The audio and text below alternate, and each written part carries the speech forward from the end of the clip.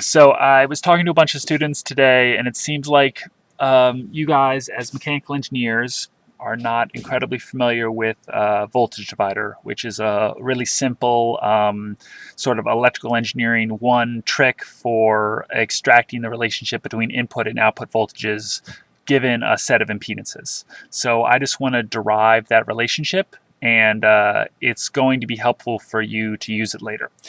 So voltage divider is just relating, like I said, an input voltage V in to an output voltage given a pair of impedances. So the impedance pair is going to be called Z1 and Z2, and the output voltage is going to be 0, V out. So what I want to do is I want to derive a transfer function for how V out changes over V in.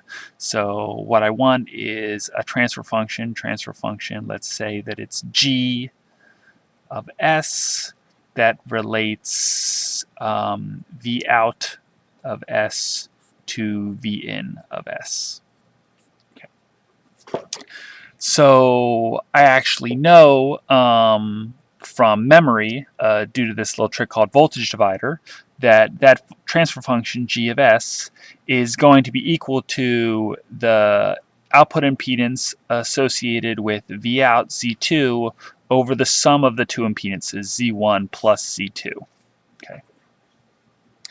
Now, what I'm going to do now is I'm just going to go through and show how I arrived at this term. So what I can do is I can write down all the equations for this system. So let me label the impedances. So each impedance has an associated current and associated voltage. So the associated voltage I'm going to call V1 with Z1, and the associated voltage with Z2 is V2 plus and minus. And then the current always flows from the plus node to the negative node.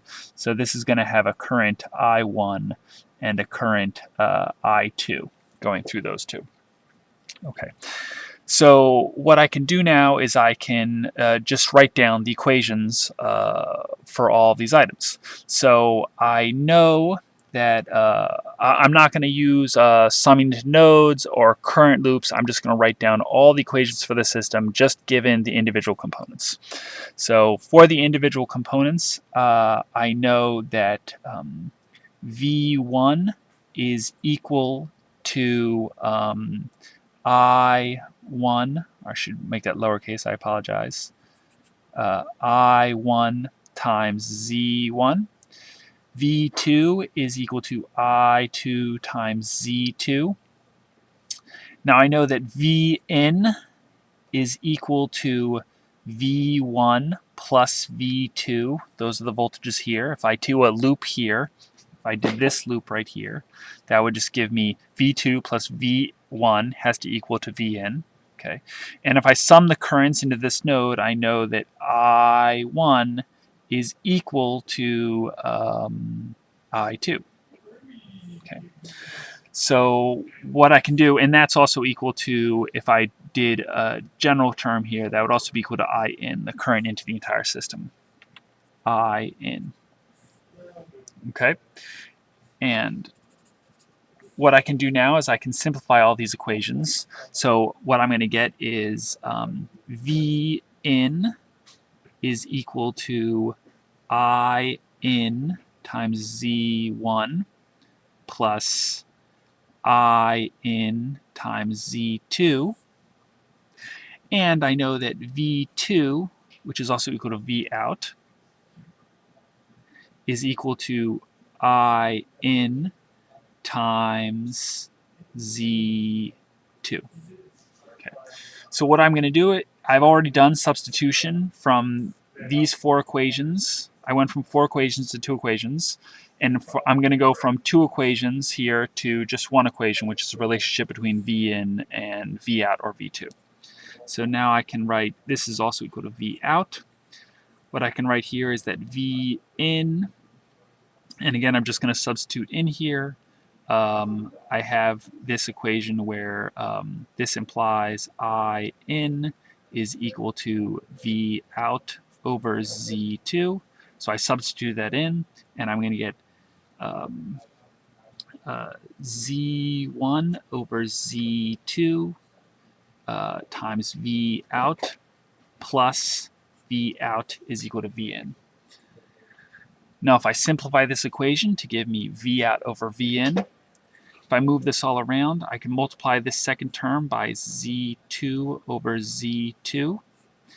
That's going to give me Z1 plus Z2 quantity over Z2 times V out is equal to V in.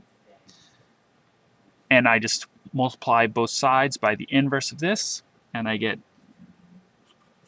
V out is equal to Z2 over Z1 plus Z2 is equal to V in.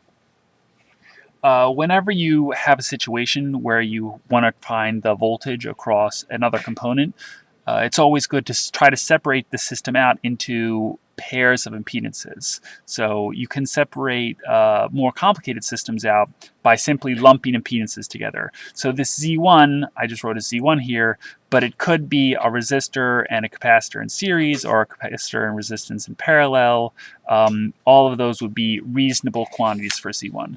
So for example, if I had a problem that looked like this, where I had my V in that was going through an inductor and a resistor in parallel with each other, and that was going into a capacitor and a resistor in series with each other.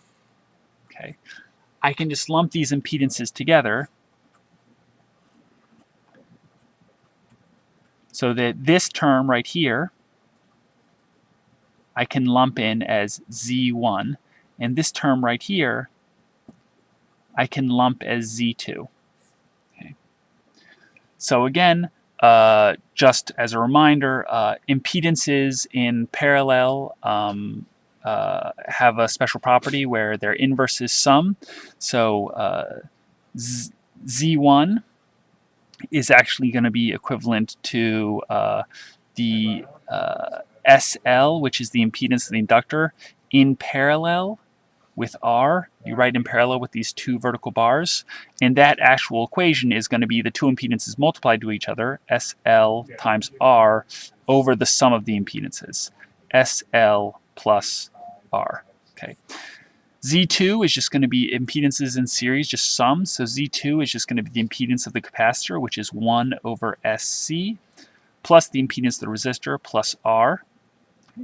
So now to get the relationship between V out and V in, I have this relationship V out over V in is equal to Z2 over Z1 plus Z2, which here is equal to Z2, which is just going to be 1 over SC plus R, over Z1 plus Z2. Z1 is just going to be SLR over SL plus R, plus Z2, plus 1 over SC plus R. Now, we get a relatively nasty expression here, but at the same time, we basically didn't have to deal with any of the individual impedances. By lumping them together and then doing the system as all lumped impedances, we basically immediately got to the transfer function. And converting this into a system that just looks like a polynomial in the numerator and a polynomial in the denominator, a numerator is a function of s, and a denominator as a function of s, is just going to be arithmetic from this point. Not that that's easy, but it should be relatively straightforward.